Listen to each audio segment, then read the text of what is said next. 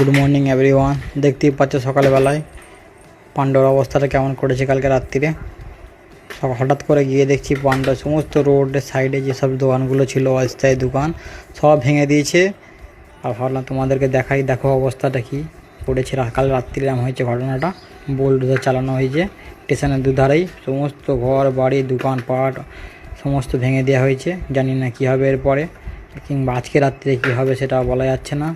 কালকে ভোটের রেজাল্ট বেরোবে, তার আগের দিনই এরকম হয়ে গেল ঘটনাটা। খুবই খারাপ লাগছে, যদিও বহু মানুষের ঘর বাড়ি ছেড়ে কোথায় যাবে না যাবে কেউ বলতে পারছে না। এই গরমের মধ্যে তারা কোথায় গিয়ে ঠাঁই নেবে, কোথায় গিয়ে বসবাস করবে, কি হবে সেটা উপরওয়ালাই জানে। যাই হোক, দেখো কিন্তু অ্যাকচুয়ালি হওয়া দরকার আছে, কারণ রাস্তার অবস্থা খুবই খারাপ।